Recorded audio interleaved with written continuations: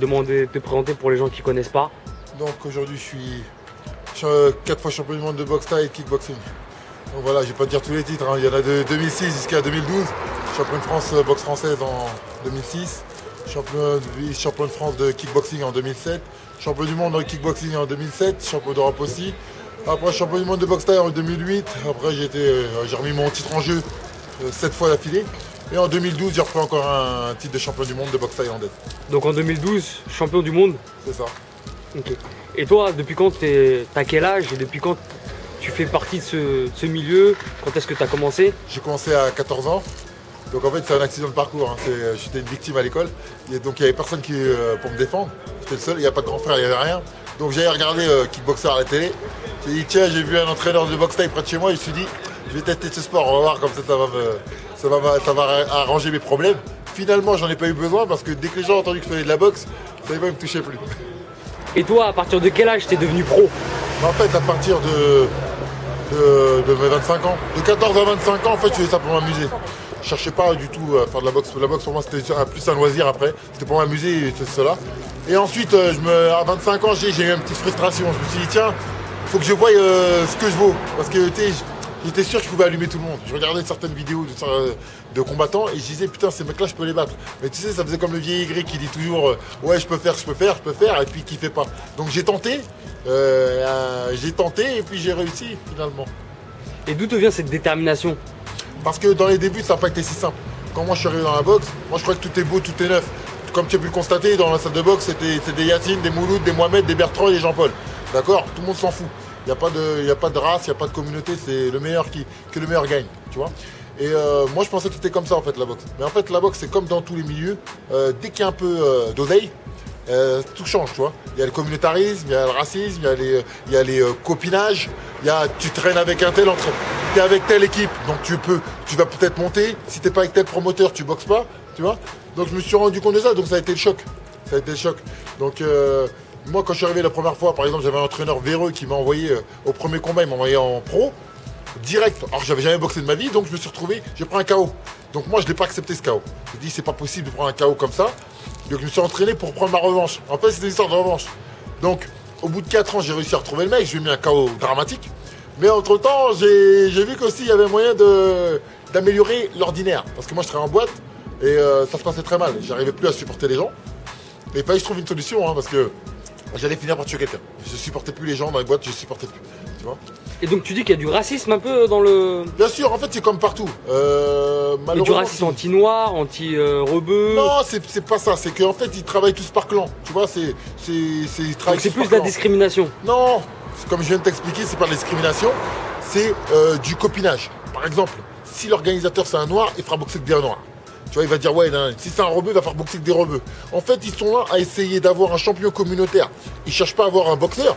Moi, quand je suis dans une salle de boxe, je regarde le mec s'il est bon ou pas. Maintenant, je me suis rendu compte qu'en fait, dans les combats, c'est pas ça qu'ils cherchent. Eux, les Français, ils cherchent un Gaulois. La preuve, ils nous cassent les couilles encore avec Marcel Cerdan. Je respecte Marcel Cerdan. Bah, comme tu vois bien, aujourd'hui, il y a plein de rebeux renois qui boxent. Est-ce qu'ils en parlent plus que ça? T'as remarqué, aux derniers Jeux Olympiques, je vais pas parler de qui il parlait tout le temps, ça se dit pas. Mais malheureusement, tous les mecs là qui ont boxé, comment il s'appelait le boxeur, un petit Renoir là. D'ailleurs, je sais même plus son nom, c'est la honte. Alors que les mecs sont arrivés en demi-finale des Jeux Olympiques. Tu vois, il y a deux mecs, bah, personne ne sait leur nom, tu vois, personne ne connaît leur nom. On les pousse pas. Par contre, il suffit qu'il y ait un beau Gaulois aux yeux bleus, là, ils gonflent, ils en parlent. Tu vois. Donc en fait, les médias ils mettent pas en avant. Non, ils mettent en avant en fonction de la couleur et de ceci et cela, tu vois. Et après les autres, par rapport à ça, eux ils ont compris. Et donc maintenant, ils font quoi eux-mêmes? Bah, les noirs ils se mettent entre eux, ils font leur petit gars à queue, ils font boxer avec des renois, les rebeux font boxer entre rebeux. Et en fait, ça devient des trucs de niche. Alors ils ont leur champion, mais qui se connaissent qu'entre eux. Ils ont leur champion chacun de leur côté. Mais ils ont pas un champion. Tu combats contre ça? Ah, moi je suis anti ça, moi. Moi c'est t'es le bon, t'es mauvais, t'es mauvais. Moi je suis contre ça, moi j'aime pas ça, moi y a pas de Benetton. Moi chez moi c'est Benetton, y a pas de baratin. J'aime pas noir, blanc, moaka, je travaille pas pour les Timal ou pour qui que ce soit, je m'en bats les reins. Tu vois. Maintenant, comme je ne supporte pas ça, bah je me suis pas fait que des amis. Tu vois. Donc moi j'ai considéré qu'à un moment donné, tous ces mecs là, ils m'appelaient ils sont passés au-dessus. Parce que comme on dit, avant tout la France est un pays raciste, mais avant tout capitaliste. Donc moi ils me faisaient boxer parce qu'ils arrivaient à gagner un buffeton sur ma tête.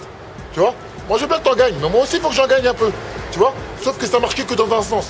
Donc, C'était que les promoteurs en fait qui... exactement. C'est toi, tu manges et toi, tu fais le singe. Tiens, ça, c'est pas pour toi. Ce qui t'intéresse, toi, c'est toi, la gloire, la coupe. Argent. Non, c'est pas pour toi, ça. Tu vois? Et ils ont.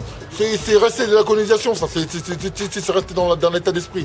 Pour eux, on est là juste pour avoir les médailles, les coupes, et les pépettes, c'est pour eux. C'est pour eux. Un peu comme le système des maisons de disques dans le rap. Exactement, exactement, comme dans tous les systèmes. Et c'est le système français qui est comme ça, en fait. Tu le vois autant dans le rap que dans quoi que ce soit. Et toi, justement, en parlant de rap, Ouais. toi, ton regard sur le rap français actuel. Bah, c'est exactement pareil. Des mecs comme Alpha 520. Le mec, c'est un tueur, d'accord? Moi, quand je le vois bien, quand je mets son son dans une entrée, quand je boxe, bah, comme par hasard, je me dis, mais il y a des acteurs, des trucs, mais c'est quoi ce son? Pourquoi ils connaissent pas? Parce que les maisons de disques, sous prétexte qu'il dit pas ce que monsieur veut entendre, alors on l'écoute pas, on le donne pas. Alors la preuve, alors que le son n'est pas mauvais, puisque la preuve, il vient d'apprendre encore que son son, l'un de ses sons que je mettais, il a été de plus en plus téléchargé. Ça veut dire qu'il y a des gens, c'est parce qu'ils n'ont pas voulu le médiatiser, tu vois? Donc après, je suis comme Alpha, moi. C'est là qu'on se retrouve. Je suis pas là pour chercher à... Je taillerai jamais des pipes pour pouvoir exister. Donc je préfère gagner moins, mais garder mon cul propre. Ta dignité. Ouais, mon cul propre. Donc voilà, je suis un peu comme lui. Et puis finalement, le bouche à oreille et ainsi de suite fait que on peut pas me boycotter. Et toi, justement, pourquoi tu choisis les sons de Ghetto Fab pour monter sur scène? C'est quelque chose qui te motive? C'est le discours qu'il y a dedans? Ou c'est l'état d'esprit? Ben, en fait, c'est vraiment le discours. Quand tu entends son texte, nique le reste du monde. Ce son-là, ça veut dire, il veut tout dire. On vit dans des réserves parquées comme des animaux. On veut de la viande fraîche, pas des haricots. Dakar, libre-échange, les contrebandes. Les coronaises pleines, nique le reste du monde. Ça veut tout dire. Tu vois, j'ai pas besoin de dire plus que ça. Hein. Et donc toi, tu t'entraînes souvent sur du Ghetto Fab? Voilà, parce que ce qu'il dit, il dit la vérité. Il y a beaucoup de mythos qui s'inventent une pseudo-vie de pseudo-mec de rue. À croire que c'est tous des SDF, comme dirait Jean Gabin. C'est la vérité, d'accord? Et moi, ce que j'aime, c'est que ça me ressemble. Ce que j'écoute, c'est un peu la vérité, tu vois. Les grands de la cité qui viennent te lècher, qui vont voir les keufs le soir, qui vont te balancer le soir chez les keufs, c'est ça. Ça me parle, je sais de quoi il me parle, tu vois ce que je veux dire? Donc c'est pour ça que j'écoute ce genre de son. Moi j'aime bien parce qu'il est bon son, il est entraînant, mais derrière aussi le texte il me parle, tu vois. Et après il y a les sons qui me parlent pas, tu vois. Mais ça bien sûr, on n'aime pas les sons qui énervent un petit peu, tu vois. T'aimes bien le son habilissant, tu vois. Tout est sympa, tout est cool et tout ça. Moi j'aime pas. Et toi, t'as souvent cette image d'arrogant. Ouais. Ça, c'est dû à quoi? Tu penses que c'est vraiment vrai? T'es comme ça dans la vraie vie? Ou bien c'est un rôle? C'est une image qu'on t'a donnée? Non, c'est parce que ma femme, je t'explique bien comment ça se passe. Ma femme me demandait pourquoi t'es devenu comme ça. C'est la vie qui m'a rendu comme ça. Si j'avais eu des organisateurs, des copains, des ceci, des cela, et qu'on m'aurait tout donné du cuit, eh bien peut-être que je me serais pas autant pris la tête. Tu vois? C'est le fait qu'on m'ait mis autant de barrières, qu'on m'ait cassé autant les bonbons, que je me suis dit comment faire pour exister sans eux. Donc il fallait en faire plus. Donc c'est ça qui a fait que du jour au lendemain que je suis allé à fond. J'ai dit que je me suis motivé, que j'ai fait encore de pire en pire. C'est ça en fait, c'est la vie qui m'a rendu comme ça. La détermination. Bah ouais, parce que les mecs ils voulaient m'empêcher de rentrer. Mais moi je te défonce la porte. Tu vois? Vous voulez me dire, vous voulez me boycotter. Moi je vous crache dans la gueule et j'organise. Tu vois? Et je vous montre que j'organise et en plus je vous invite pas. Donc aujourd'hui, tu as une casquette aussi d'organisateur. Exactement. J'ai fait tout pour comme ça. J'ai fait tout puisqu'on voulait pas de moi. Exactement. Donc j'ai fait tout et j'ai dit, vous voulez pas de moi, je vais organiser moi-même. Comme ça, je vous emmerde. J'inviterai qui je veux. Et je ferai bien l'artiste que je veux. Et je ferai pas parce que c'est tendance, parce que ça fait bien. Je ferai ce que j'ai envie de faire. Et je dirai ce que j'ai envie de faire. Et si ça vous plaît pas, allez vous faire enculer. T'es professeur aussi? Ouais, je donne des cours de temps en temps. Tu peux expliquer un peu, c'est quoi cette démarche en fait? Tout simplement parce que moi je considère, quand je suis arrivé dans la salle de boxe, j'avais pas d'argent, mes parents n'ont pas de bifton. Hein. On rappelle que tu viens de Grigny 91. Voilà, Grignywood, les gens ils savent très bien c'est quoi Grigny, c'est comme toutes les cités HLM. Hein. Voilà, donc c'est la galère. Il y a beaucoup de rappeurs à Grigny, LMC. Oui. Ouais. Mais maintenant, le truc c'est que les HLM et tout le bordel, et il n'y a pas d'oseille. Et maintenant, moi, il y a un mec qui m'a laissé rentrer, ça coûtait 20 balles l'entraînement. Et je les avais pas, les 20 francs. et il m'a laissé m'entraîner. Tu vois ce que je veux dire? Et s'il n'avait pas été là, j'aurais jamais fait de boxe. D'accord? Donc maintenant, par rapport à ça, je me dis peut-être que de temps en temps, je donne un coup de main, j'essaie d'entraîner les gens à moindre coût, pour comme ça, au moins rendre ce qu'on m'a donné. D'accord? Et puis s'il y en a un qui s'en sort, au moins j'aurais donné un peu, j'aurais fait aussi ma petite contribution. Parce que s'il n'y avait pas eu des gens comme ça, j'aurais pas été là. Et aujourd'hui, il y a des gens, j'ai vu aussi que toi, tu voulais combattre avec certains qui refusent. Non, mais ça, c'est partie de la boxe, tu sais. Mais justement, ils ont peur de toi ou Bien sûr, à partir du moment où tu veux pas, tu sais, dans la boxe, c'est comme dans le rap, tu te dis le meilleur. Affronte les meilleurs. Non, tu te dis le meilleur dans la boxe. Il faut affronter. Il faut m'affronter. Si tu te dis le meilleur, tu dois affronter tout le monde et pas raconter ta vie.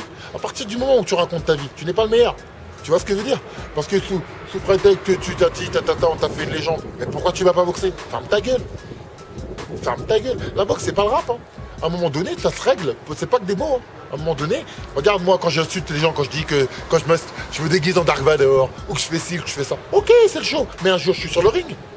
Et après, j'assume mes propos. D'accord? Donc voilà. Maintenant, de l'autre côté, quand toi tu l'assumes, quand toi tu dis ceci, cela, eh ben viens. Et si je viens pas, tu pourras dire je viens pas. Mais à l'heure de parce qu'il y a beaucoup de gens qui ont refusé ton invitation sur le ring. La flip? Toi, t'expliques ça par la flip? Bah bien sûr. Moi, je t'explique par quoi? Par quoi? T'es qui? T'es Dorothée? T'es Karen Cheryl? T'es Madonna? T'es qui? Voilà. T'as compris? Mais ça fait partie. Mais c'est comme dans tout. Hein. Tu sais, il y a des gens qui, c'est des escrocs. Et c'est pas pour ça que il y a des gens qu'on met en avant, qu'on dit que c'est des grands chanteurs. C'est pas pour ça que moi je les écoute, d'accord? C'est parce qu'on les a mis en avant, point à la ligne. Mais la réalité, c'est qu'il y en a qui sont beaucoup moins connus. Tiens, tel Alpha, qui sont bien meilleurs qu'eux. Et justement, toi, pour revenir sur Alpha et le groupe Ghetto Fab, ouais. Tu penses quoi justement de cette manière en fait de se faire connaître et de développer son business en étant accueilli en cours 3 fois par semaine, d'être proche du public, de vendre ses CD, ses t-shirts? Tu penses quoi justement de ça? Parce que c'est un peu comme moi. S'ils avaient été des enfants gâtés, qu'ils avaient été en maison de 10 et qu'on vendait leurs disques et qu'on les passait sur M6, ils n'auraient pas besoin de se prendre la tête comme ça. Mais comme ces gens-là, ils ont décidé de ne pas tailler de pipe, eh ben ils ont bien eu raison. Donc, ils sont au four et au moulin. Ils se lèvent à 7 h, ils vont bosser, ils font ci, ils font ça. Ils sont et comme ça, ils n'ont pas à demander. Ils sont leur propre patron. Et voilà, et comme ça au moins, même si c'est plus dur, mais au moins, comme ça, ils ont le cul propre. Et tu sais quoi, ils ont leur dignité. Et voilà, et ça marche. Tu vois? Maintenant, je dis pas que c'est ça, mais, et voilà. Mais si, effectivement, lui comme moi, si on avait eu à la base des producteurs, des ceci, des gens, des promoteurs, des organisateurs qui avaient fait tout pour nous, on n'aurait pas été indépendants. On aurait été comme des enfants gâtés. Et peut-être que même le son n'aurait pas été le même. Ou ma façon de parler n'aurait pas été la même. Tu vois ce que je veux dire? Tu parles en fonction de ce que tu as vécu. Hein. Tu vois? Si tu as toujours été dans un monde de gentils, tu ne parles pas comme moi, tu n'as pas ce ton un peu violent. D'accord? Donc voilà. Et c'est normal que ces mecs-là, c'est ça. Mais derrière tout ça, on peut dire tout ce qu'on veut, c'est du putain de travail. C'est eux les vrais, c'est pas ces mythomanes qui, écoute-moi, si tu me loues Bercy, tu me mets des jeux de lumière, tu me mets tout, et que j'ai pas besoin de sortir de mon propre argent, d'aller chercher des sponsors, d'aller me lever le matin pour aller négocier sur cela. Oui, quand les choses elles sont beaucoup plus faciles, d'accord? Là, lui, dans son cas, lui, il se lève le matin, il va il prépare ses scuds, il sort ses trucs, il va dans les marchés, il fait ceci, il se présente aux gens. C'est pas, tu vois, il est au four et au moulin. Et ça, les bonhommes, hein, eux, tout ça, c'est des enfants gâtés, c'est pas pareil. Après, c'est bien, comme je dis, chacun est né avec ce qu'il a. Je vais pas critiquer ceux qui ont tout eu comme ça de tout, tu vois. J'ai vu aussi que toi aussi, tu avais une petite carrière d'acteur. Tu peux nous parler justement de ça? Non, en fait. Tu as vu récemment dans les Kaira, le film des Kaira. Ouais. Non, parce qu'en fait, moi. Toi, c'est quelque chose que tu veux développer aussi, la comédie? En dehors de la boxe, j'ai pris des cours de théâtre. D'accord? Donc, j'en profite et je vais partout où ça peut marcher, d'accord? Moi, j'essaie de m'en sortir, d'accord? On m'a dit que j'étais capable. Donc, j'ai tenté. Comme j'ai dit, on verra ce que ça donne. Je travaille pour et on verra ce que... Et voilà, donc en moins d'1 an, j'ai réussi à faire 5 séries. Je suis passé dans les Kaira Shopping et c'est cela. Donc, on continue, tu vois? Tout en disant, si d'autres ont réussi, pourquoi moi, j'y arriverai pas? Donc, je tente ma chance. On verra. Et juste, on va terminer sur ça. À la différence du rap, quand deux artistes dans le rap, ils sont en clash ou ça va pas, ils se serrent pas la main. À la différence, vous, en tant qu'athlète de haut niveau, malgré que ça soit un combat, malgré que vous mettez des coups, à la fin, et ben vous vous serrez la main. Ça dépend. Ça dépend. On se serre la main parce que l'animosité, on la règle. À un moment donné, on n'est pas dans le virtuel. Tu sais, c'est comme les embrouilles Facebook. Tu vois ce que je veux dire? Si les gens allaient au bout des choses, à un moment donné, l'animosité sera réglée. Mais toi, t'es pas en embrouille avec les gens que tu combats. C'est plus par rapport à la victoire, par rapport à la boxe, quoi. Ça dépend qui. Il y en a certains, tu ne me verras pas leur serrer la main. Ça dépend. Tu vois? Mais c'est vrai que le fait de boxer, de régler les comptes sur le ring, après qu'est-ce que tu veux? C'est bon, on a réglé les comptes. Hein. Normalement, ça règle les comptes. Hein. Tu vois, ça remet les pendules. Des fois, une bonne bagarre, ça réglerait tout ça. Hein. Les Ross contre Booba, une petite bagarre, ça réglerait les comptes. Hein. Ça réglerait les choses. Hein. Franchement. Franchement, c'est beaucoup plus simple. Une bonne bagarre dans la street, moi je fais l'arbitre. Je te jure qu'après, ils vont se serrer la main.